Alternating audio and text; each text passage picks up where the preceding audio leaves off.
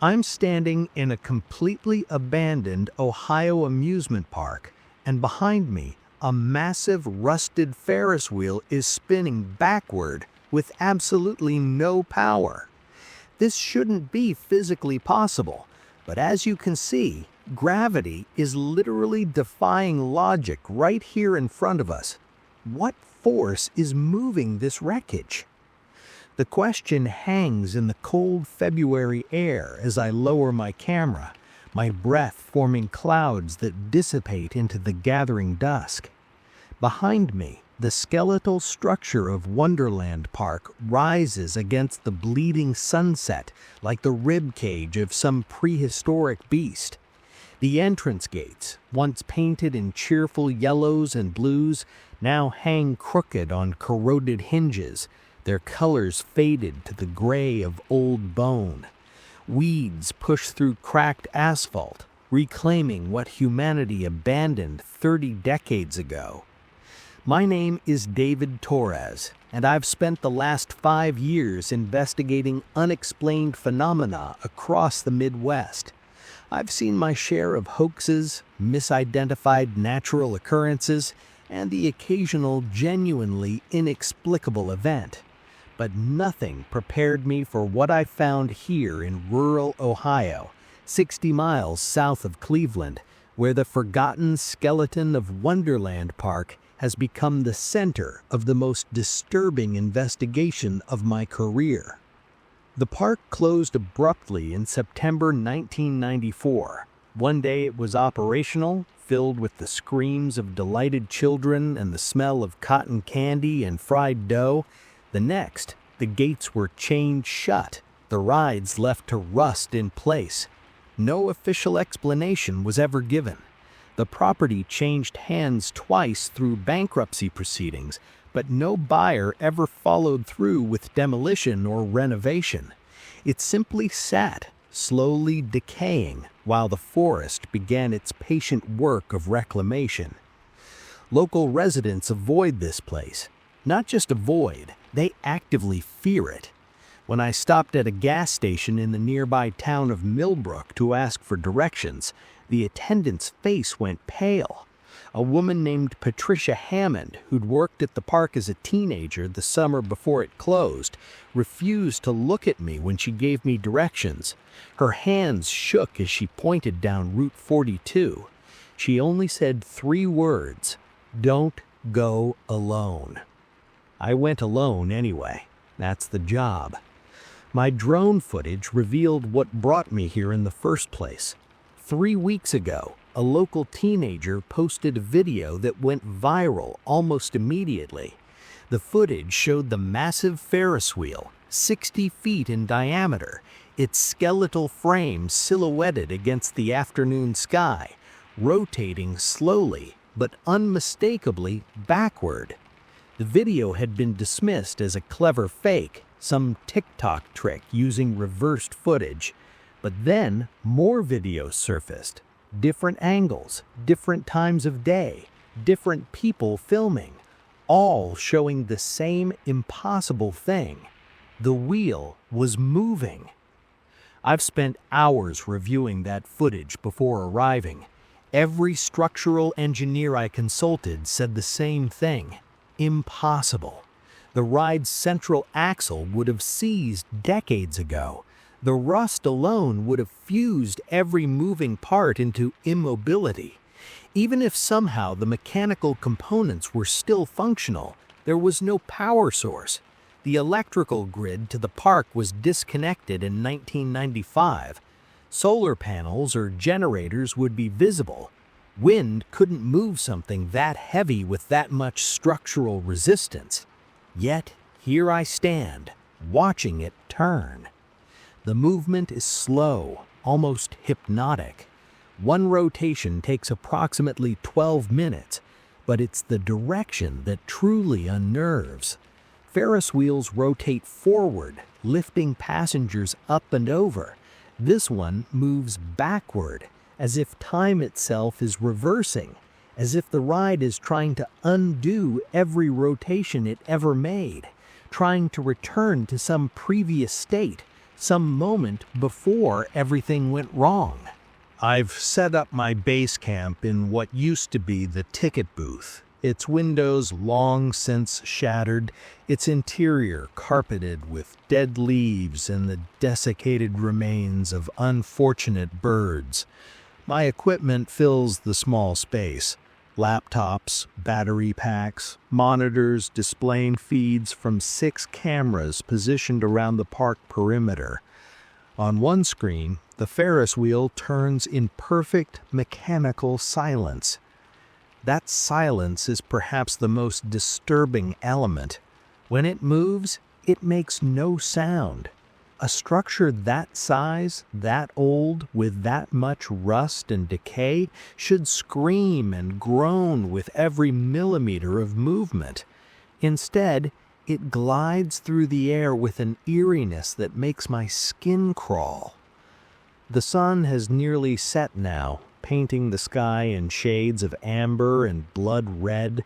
Shadows stretch long across the park grounds, transforming the abandoned bumper car pavilion into something that resembles a mausoleum, the carousel into a ring of frozen horses caught in an eternal gallop toward darkness. The Ferris wheel's shadow falls across the entire eastern section of the park, its skeletal spokes creating a pattern that looks disturbingly like a cage. I check my equipment one final time before the light fails completely. Tomorrow, I'll begin the technical investigation in earnest. I'll climb the structure, examine the axle, deploy my sensors and meters to measure everything that can be measured. But tonight, as I watch that impossible rotation continue in the dying light, I can't shake the feeling that I'm being watched. The locals have stories, of course. Every abandoned place has its legends. They say that 7 people died here the night the park closed. They say the Ferris wheel was involved. They say that if you listen carefully, you can hear screaming coming from the passenger cars, even though they've been empty for over 30 years. They say the wheel is searching for something, or someone, trying to complete one final ride that was interrupted decades ago. I don't put much stock in ghost stories. I deal in data, in measurements, in evidence that can be documented and verified. But standing here as darkness falls, watching that massive structure turn against every law of physics I understand, I find myself thinking about Patricia Hammond's trembling hands, her warning about going alone. The wheel completes another rotation, its empty cars swinging gently in the still evening air. On my monitor, the other cameras show the rest of the park settling into darkness. Nothing moves except the wheel. Nothing makes a sound. I zip my jacket tighter against the February cold and return to my monitors. It's going to be a long night, and something tells me this is just the beginning. Something about this place feels fundamentally wrong, as if the park itself is holding its breath, waiting for something to happen. The wheel continues its backward journey, defying gravity, defying logic, defying explanation. And I'm going to find out why, even if every instinct I have is screaming at me to leave while I still can. Morning arrives cold and gray, the kind of February dawn that feels more like a continuation of night than a new beginning. I've been awake for hours, reviewing footage from the overnight cameras. The wheel never stopped. 12-minute rotations, consistent and precise, all night long.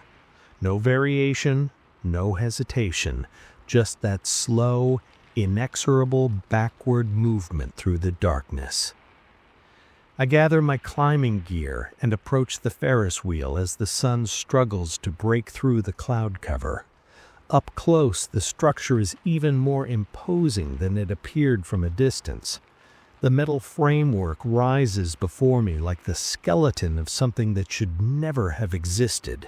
Its rust-streaked beams covered in peeling paint that might have once been cheerful colors. Now they're just shades of decay. The base of the wheel is surrounded by concrete barriers, probably installed for safety decades ago. I climb over them carefully, my boots crunching on broken glass and debris.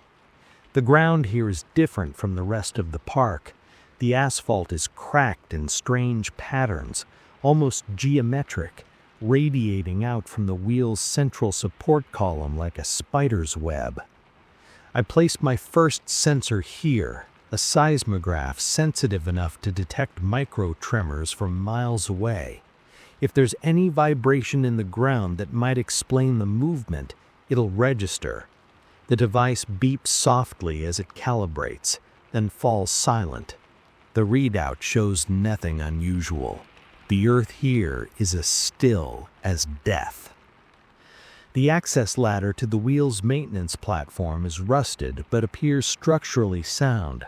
I test each rung before committing my weight, climbing slowly, my equipment bag heavy on my back. The higher I climb, the more the perspective shifts. From up here, I can see the entire park spread out below me.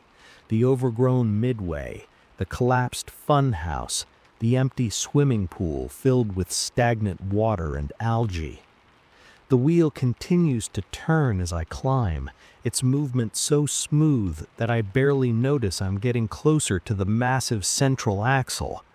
When I finally reach the maintenance platform, I'm face to face with the mechanical heart of the structure. What I see makes no sense. The axle itself is a solid steel shaft, easily 3 feet in diameter, running through the center of the wheel. It's completely seized. I can see where rust has welded the metal components together into a single, immobile mass. The bearings that would allow rotation are frozen solid, visible through gaps in the housing. I pull out a pry bar and attempt to move even the smallest component. Nothing budges. It's as if the entire mechanical system has been cast in iron. Yet the wheel is turning. I can feel it beneath my feet, that slow, steady rotation. The platform I'm standing on is moving, carrying me backward through space. But the mechanism that should be enabling that movement is completely non-functional. I set up my second sensor package here, mounting it directly to the axle housing. This one measures rotational velocity and torque. Within seconds, the readings start coming in, and I have to check them twice because they're impossible. The axle is rotating, but it's rotating independently of the housing, passing through the frozen bearings like a ghost passing through a wall. The sensor shows motion where there should be none, motion occurring in a space where motion cannot physically exist. My hands are shaking as I photograph everything, documenting the rusted joints, the seized mechanisms, the impossible movement. This isn't just unusual. This is a fundamental violation of how physical matter behaves in our universe. The sound breaks my concentration. It's distant, barely audible over the wind that's picked up, but distinct. A grinding, like metal on metal, but with an organic quality that makes my stomach turn. It sounds almost like voices, multiple voices, speaking in unison but in no language I recognize. I spin around, scanning the park below me, but see nothing moving except dead leaves blown by the wind. The sound continues, seeming to come from everywhere and nowhere at once. I realize with growing unease that it's coming from the wheel itself, from the passenger cars suspended below me. There are 12 cars in total, each designed to hold 4 passengers. They hang from the wheel's rim by heavy chains, swaying slightly as the structure rotates. From this height, I can see into several of them. They're empty, of course, their seats rotted away, their safety bars frozen in the open position. But in one car, approximately 3 positions behind me in the rotation, something is different. The safety bar is closed. I watch as the wheel brings that car closer to my position. The grinding sound grows louder, resolving into something that my mind desperately doesn't want to interpret as words. The car passes below my platform, and I lean over the railing to get a better look. The seats are intact in this one car, not rotted, not decayed. The upholstery looks almost new, a faded red fabric that seems out of place in this landscape of rust and ruin. And on the seat, barely visible, are impressions, 4 of them, as if 4 invisible people are sitting there, their weight pressing into the cushions. The wind shifts suddenly, violently. It had been blowing steadily from the east, but now it reverses direction in an instant, hitting me behind with enough force that I have to grip the railing to avoid being pushed forward. My instruments rattle in my bag. Below me, the trees surrounding the park bend in the new wind direction. But the wheel doesn't change its rotation. It continues backward, against the wind, against physics, against everything I understand about cause and effect. I check my specialized sensor, a device designed to detect anomalous wind patterns and air pressure changes. The readings are chaotic. The air pressure around the wheel is fluctuating wildly, dropping and spiking in patterns that shouldn't occur naturally. It's as if the atmosphere itself is being manipulated, twisted into shapes that violate meteorological principles. The grinding sound intensifies, and now I can definitely hear words within it. Not English, but something older, something that carries the weight of desperation and rage. The car with the closed safety bar completes its rotation, rising up the opposite side of the wheel, and as it reaches the apex, directly across from my position, the sound stops. In the sudden silence, I hear something else, breathing, not my own. It's coming from the axle housing, from the frozen mechanism that shouldn't be moving but is. Slow, deliberate breaths, as if something massive is sleeping inside the metal, its respiration causing the impossible rotation. I need to get down. Every instinct is screaming at me to descend the ladder immediately, to get away from this structure, to run back to my equipment and pack it up and leave this cursed place to its mysteries. But I'm a professional. I came here for answers. I force myself to take more readings, to photograph the impossible mechanism from every angle. My drone launches from my bag at my command, circling the wheel to document what my cameras on the ground can't see. Through its feed on my phone, I watch myself on the platform, a tiny figure clinging to a structure that defies the laws of reality. And behind me, in the frame, I see something that wasn't there a moment ago. A shadow, human-shaped, standing in one of the passenger cars that's currently at the top of the wheel's rotation. I spin around, my heart hammering. The car is empty, but on my phone screen, the shadow remains, clearly visible, watching me. The wheel continues its backward rotation, and I realize with cold certainty that I'm not investigating this phenomenon. I'm being allowed to investigate it. Something here is permitting my presence, tolerating my instruments and cameras, waiting for something, waiting for night to fall again. By midday, I've descended from the wheel and retreated to my base camp to analyze the morning's data. What I'm seeing in the readings challenges everything I thought I understood about physics, engineering, and the nature of reality itself. The seismograph at the base showed no ground vibration, yet the wheel continues its rotation. The sensors on the axle recorded movement through solid, seized metal, an absolute impossibility. I've called in Dr. Jennifer Walsh, a structural engineer from Columbus who specializes in amusement park safety. When I sent her my preliminary findings last night, she agreed to make the 2-hour drive to see for herself.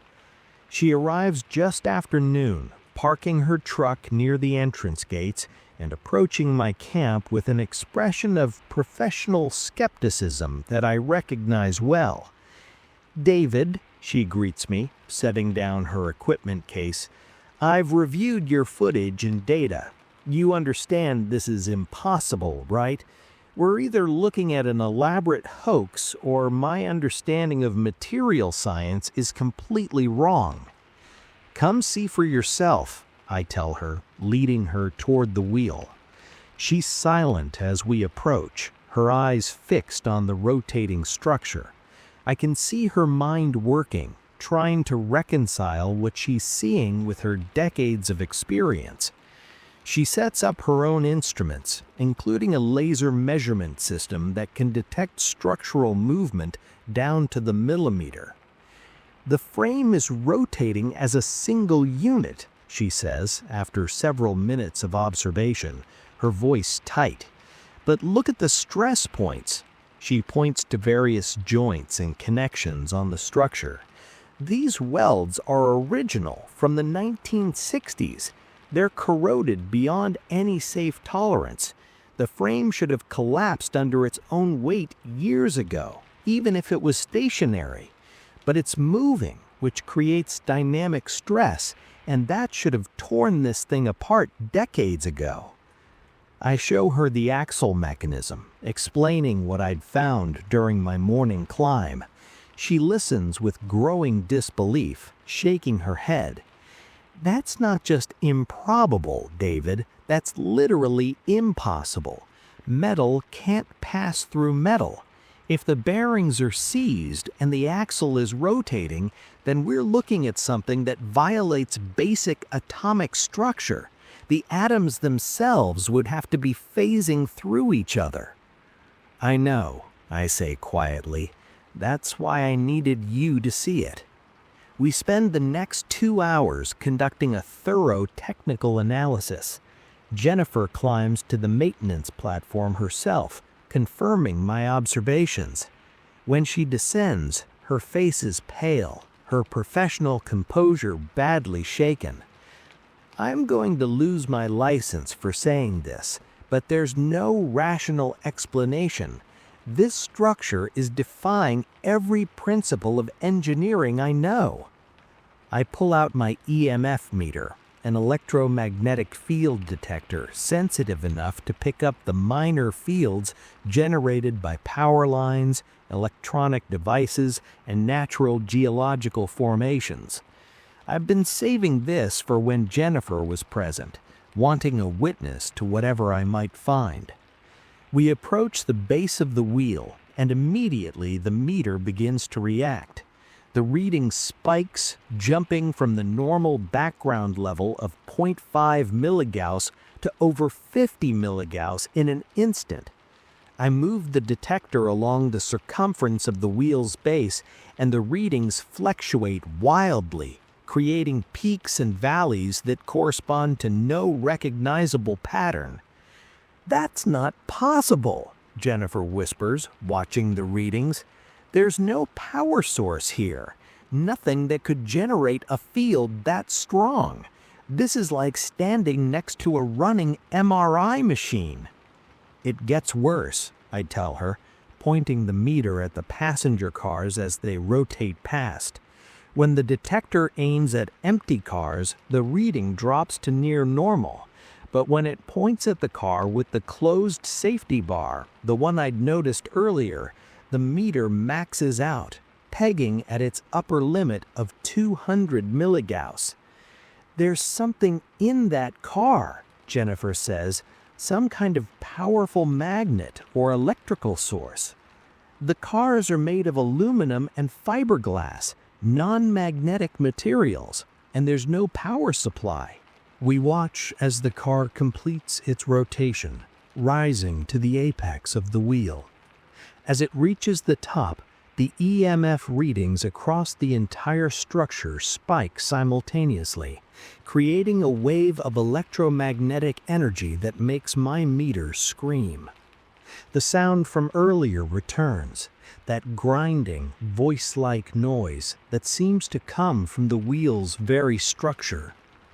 Jennifer grabs my arm, her fingers digging in hard. "We need to document this properly. I'm calling my colleague at Ohio State. They have equipment that can—" "No," I interrupt, my eyes fixed on the wheel. "Look." The rotation is changing. Not the speed, that remains constant, but the quality of the movement. The wheel is beginning to phase, its edges becoming slightly blurred, as if it's vibrating at a frequency just beyond what our eyes can properly register. The metal framework seems to shimmer, and for just a moment, I see something else overlaid on top of the rusted structure. A pristine wheel, painted bright red and gold, its lights blazing, music playing from speakers that haven't existed for 30 decades. People in the cars, 4 in each, 12 cars full of passengers, their faces frozen in expressions of terror and confusion as the wheel spins backwards, faster and faster, caught in some terrible moment that won't end. Then it's gone, and I'm staring at the rusted skeleton again, still rotating at its steady 12-minute pace. "Did you see that?" I asked Jennifer, but she's staring at her phone, her face white. "I was recording," she says quietly. "David, it's not just video. Look at the timestamp." She shows me her phone. The video is 40 seconds long, showing the wheel in its normal, rusted state, but the timestamp is impossible. According to the metadata, the video was recorded 3 hours ago at 9:47 a.m. It's currently 2:30 p.m. The recording we just witnessed hasn't happened yet, or happened in a different timeline, or... My drone alerts ping simultaneously. I pull up the feeds on my laptop, showing the satellite imagery comparison I've been preparing. Using historical satellite photos from Google Earth, I've compiled images of this location from 2020 through present day. What Jennifer and I see in that comparison makes my blood run cold. In every image from 2020 through January 2026, the wheel is in the same position, passenger cars at specific points on its circumference, the frame oriented the same way. Then, in February 2026, the positions change, not gradually, but abruptly, as if between satellite passes, the wheel jumped backward several rotations. "It's repositioning itself," Jennifer says, her voice hollow. "But why? What is it trying to do?" I pull up the most recent satellite image, taken 3 days ago.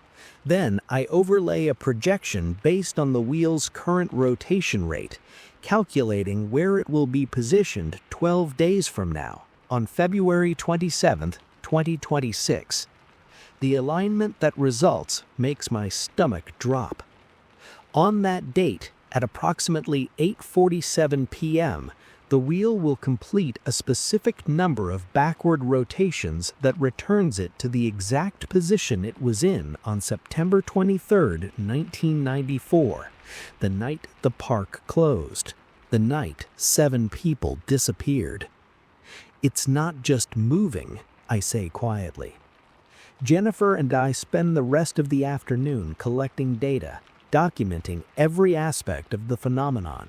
The magnetic anomalies, the structural impossibilities, the time distortions visible in our recordings. Everything points to something far beyond a simple haunting or localized paranormal event. This is bigger. This is a wound in reality itself, centered on this wheel, and it's getting worse.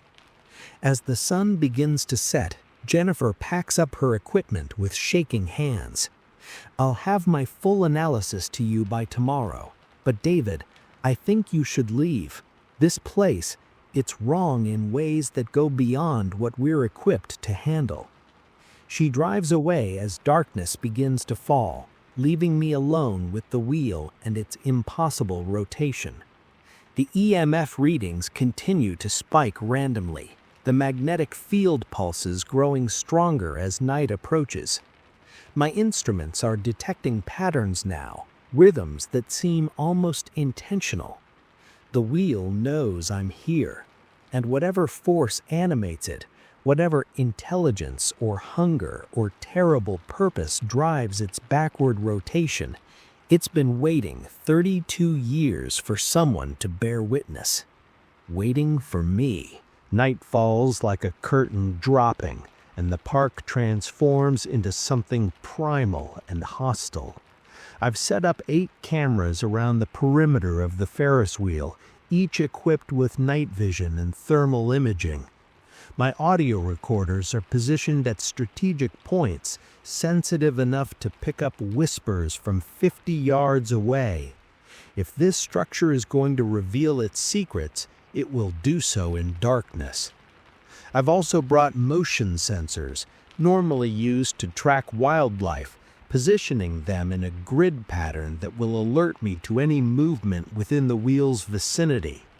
Everything feeds back to my monitors in the ticket booth, creating a comprehensive surveillance net. I'm not going to miss anything tonight. The wheel continues its rotation, but in the darkness, it takes on a different character. The metal framework is barely visible except when it passes between my position and the moon. It becomes a negative space, a hole in the sky, defined only by what it blocks out. The passenger cars creak now, a sound they didn't make during the day, swinging gently on their chains with a rhythm that doesn't match the wind. At 11:47 p.m., my first motion sensor trips.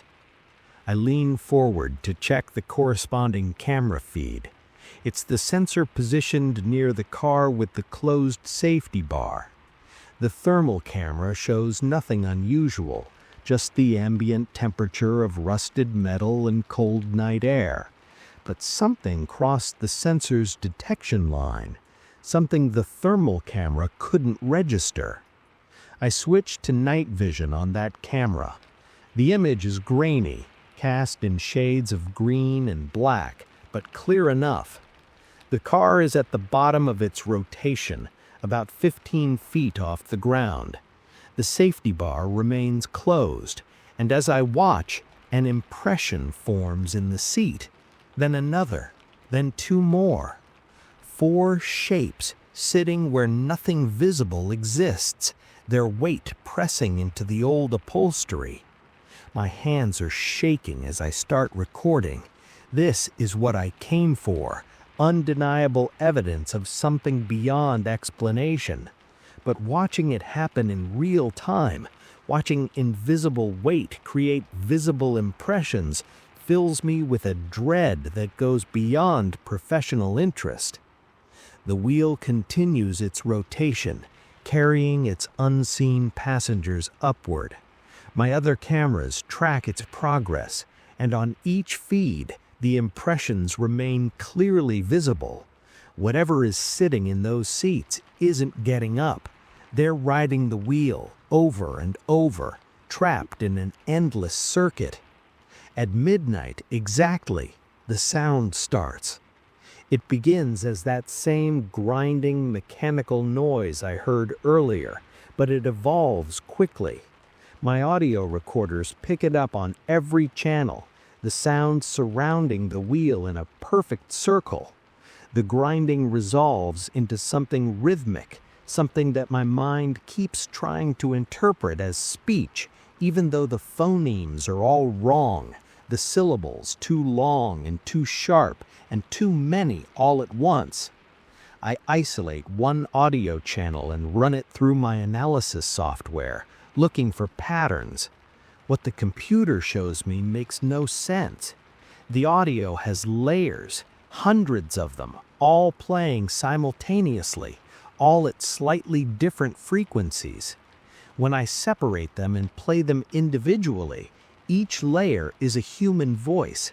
Men, women, children, all saying the same thing, but I can't make out the words. No, that's not quite right. I could make them out if I wanted to. Some part of my brain knows exactly what they're saying, but my conscious mind is refusing to translate it, protecting me from knowledge that would break something fundamental in my understanding of reality. Another motion sensor triggers, then another, then all of them at once. My monitors light up with alerts, every camera showing movement, but the thermal imaging shows nothing. No heat signatures, no warm bodies. The night vision cameras reveal shapes moving through the park, dozens of them, converging on the wheel from all directions. They have the silhouettes of people, but they move wrong. Their gaits somehow both too smooth and too jerky, as if they're skipping frames like a corrupted video file. They gather around the base of the wheel, these shadow figures, standing in a perfect circle. The closest camera is positioned about 20 yards from the nearest figure, and when I zoom in, I immediately wish I hadn't.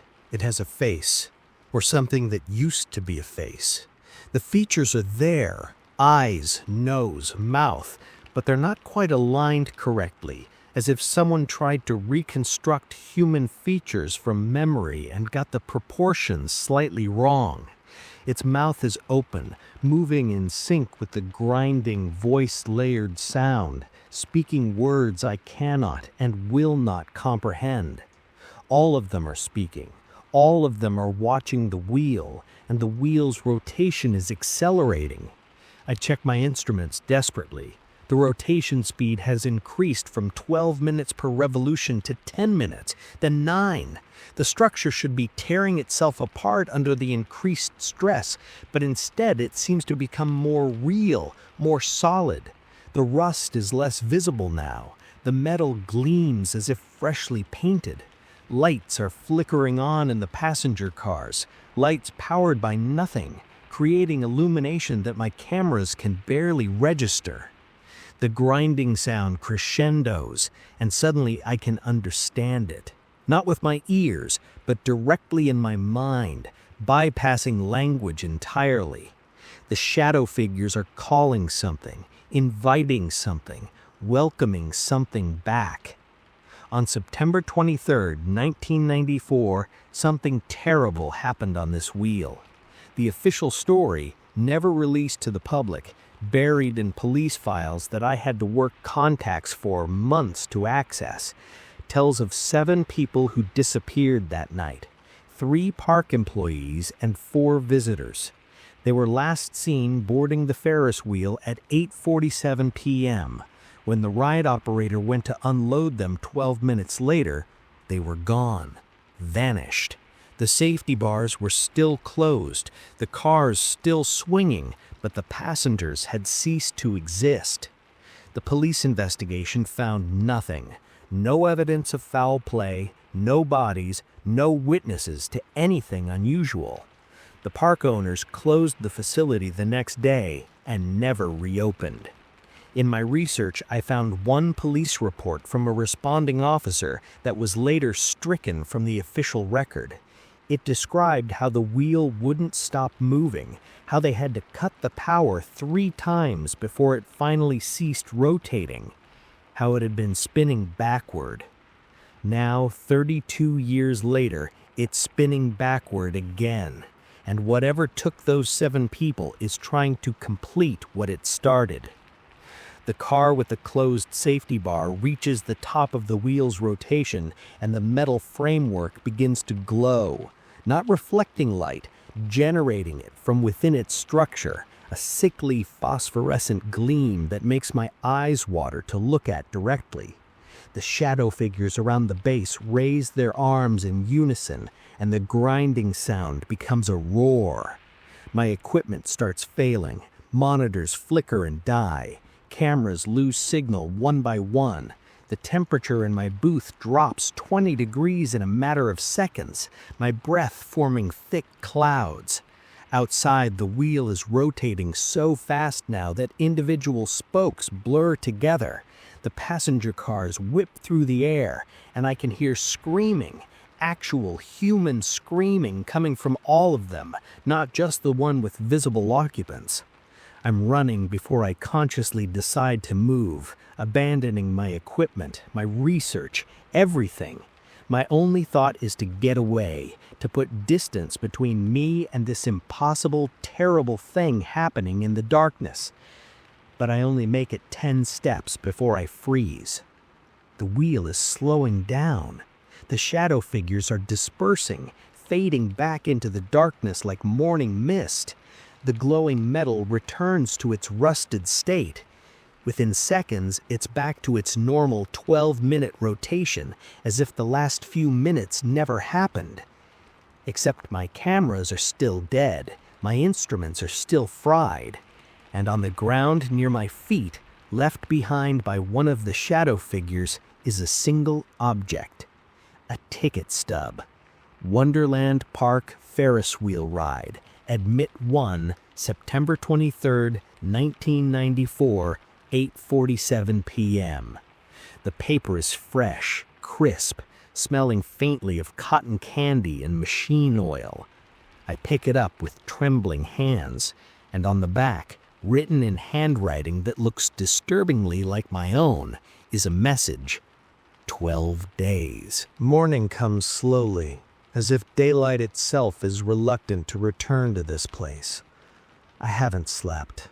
I've spent the long hours until dawn attempting to salvage what I can from my fried equipment, reviewing the footage that survived, trying to make sense of what I witnessed. The ticket stub sits on my makeshift desk, its presence a constant reminder that I'm not investigating a phenomenon anymore. I'm caught in it. Dr. Jennifer Walsh returns at 8 a.m. with 2 colleagues, a physicist named Raymond Kellerman and a paranormal researcher named Dana Oakes. I've worked with Dana before on less dramatic cases. Her presence tells me that Jennifer believes we've moved beyond structural engineering into territory that requires different expertise. I show them everything. The footage before the equipment died, the audio recordings with their layered voices, the electromagnetic readings that spiked beyond any natural explanation, the ticket stub that shouldn't exist. Raymond examines the stub first, running it through a spectral analyzer that determines material composition and age. His results are predictably impossible. The paper is correct for 1994, he says, adjusting his glasses. The ink, the printing technique, even the chemical signature of the adhesive on the perforation. But according to radiocarbon dating, this was printed yesterday. No, wait. He checks his readings again. It was printed yesterday and 32 years ago. Both, simultaneously. That's not how time works, Jennifer says, but her voice lacks conviction. Time is exactly what we're dealing with, Dana interjects. She's been studying my satellite imagery analysis, the comparison showing the wheel's position changes. David, you said it's counting down to something. Show me the projection again. I pull up my calculations on my backup laptop, one of the few pieces of equipment that survived last night. The wheel's current position, its rotation rate, the target configuration on February 27th, in 12 days. It's trying to reach a specific moment, Dana says quietly. Not just a position, but a point in time. The wheel is moving backward through time itself, one rotation at a time. And on February 27th at 8:47 p.m., it will complete the journey. To what end? Raymond asked. What happens when it reaches that moment? I think about the shadow figures, their wrong proportions and impossible movements. I think about 7 people who vanished while riding this wheel, never to be found. I think about the screaming I heard coming from every car last night. Not 7 voices, but hundreds. It's been feeding, the realization hitting me like a physical blow. Every rotation backward is like rewinding a tape, but it's not erasing what's on that tape. It's duplicating it. Those shadow figures we saw, those are the missing people, copied over and over again with each backward rotation, building up like layers of paint until they're thick enough to become real. Dana nods slowly, and when it completes the countdown, when it reaches the exact moment of the original disappearance, everything that's accumulated becomes solid, Jennifer finishes. All those copies, all those layers, they all manifest at once. Raymond is running calculations on his tablet, his face growing pale. The wheel has completed approximately 1,560 backward rotations since February 1st. If each rotation added new copies to the existing echoes, he looks up at us. We could be looking at a mass manifestation event. Thousands of entities all trying to occupy the same physical space at the same time. What would that do? Jennifer asked. Nothing good, I say, staring at the wheel through the shattered window of the ticket booth.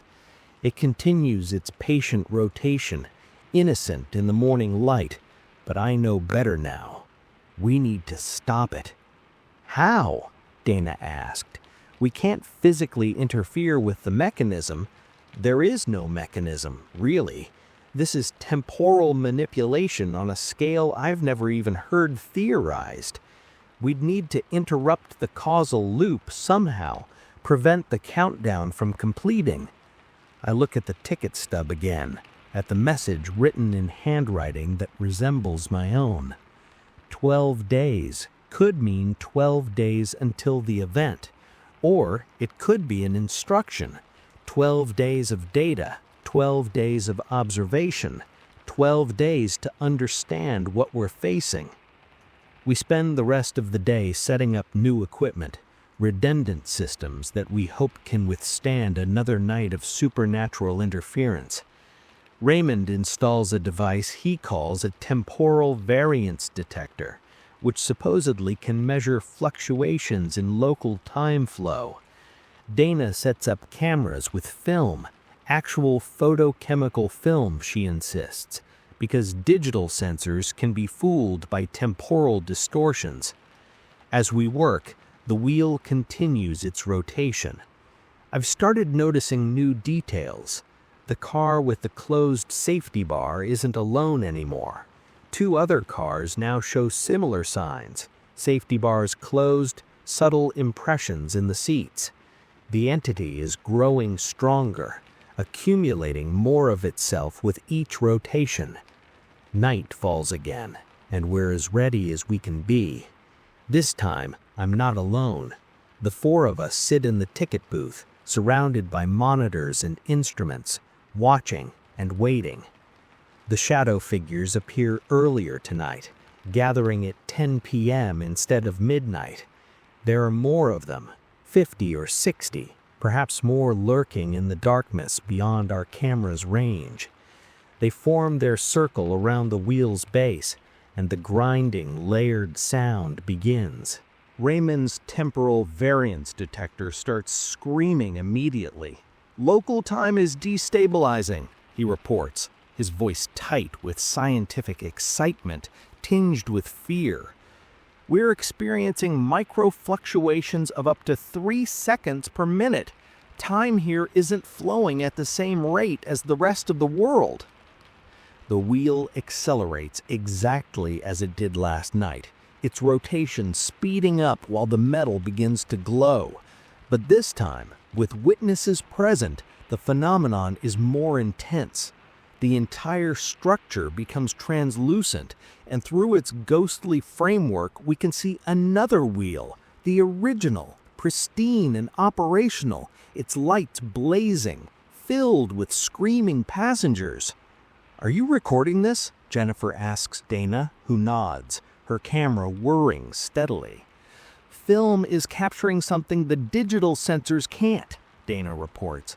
"I'm seeing multiple wheels occupying the same space, at least 7 overlapping iterations, all at different stages of decay, all rotating backward simultaneously." The screaming grows louder, and now I can see the passengers clearly. They're not ghosts or echoes, they're real people, trapped in a moment that keeps repeating, aware of their situation but unable to escape. One of them, a woman in a 1990s-style denim jacket, makes eye contact with me through the translucent metal. Her mouth forms words, "Help us!" Then the wheel reaches a critical point in its rotation and everything changes. The translucent iterations all slam together, becoming solid for just a moment. The force of that collision creates a shock wave that blows out the remaining windows in our booth, scatters our equipment, and knocks all 4 of us backward. When I manage to get to my feet, my ears ringing, the wheel has stopped. Completely stopped. For the first time since this investigation began, the structure is motionless. "What just happened?" Raymond asks, blood trickling from a cut on his forehead. I check my instruments, my heart pounding. The EMF readings have dropped to normal. The temporal variance detector shows stable time flow. Even the shadow figures have vanished. It's as if someone threw a switch and turned off whatever power source was driving the impossible. But I know better. This isn't resolution. This is anticipation. "It's gathering strength," I say quietly. "Whatever energy was expending on continuous rotation, it's conserving now, storing it, preparing for the final countdown." Dana trains her film camera on the wheel, clicking through frames. "David's right. Look at the structure. It's not decayed anymore." She's correct. In the moonlight, I can see that the wheel's metal framework is pristine, free of rust, painted in bright reds and golds that gleam as if fresh from the factory. The passenger cars look new, their safety bars polished chrome, their seats intact and inviting. It looks exactly as it must have looked on September 23, 1994 at 8:46 p.m., 1 minute before the disappearance. "We have 11 days, I say, checking my watch. It's past midnight, February 16th, 2026. 11 days to figure out how to stop this, or on February 27th, whatever's been building up inside that wheel is going to tear through into our reality." We pack up our surviving equipment as the sky begins to lighten. The wheel remains motionless, a pristine monument to a tragedy that refuses to end. As we leave the park, I turn back for one last look. Every passenger car is occupied now. I can see them clearly. Men, women, children, their faces pressed against the bars, watching us leave. And in the car that started it all, the first one I noticed, the 4 passengers are standing, gripping the bars, their mouths open in silent screams. The wheel may be stopped, but they're still riding. They'll be riding forever unless we can find a way to break the cycle. I have 11 days to figure out how.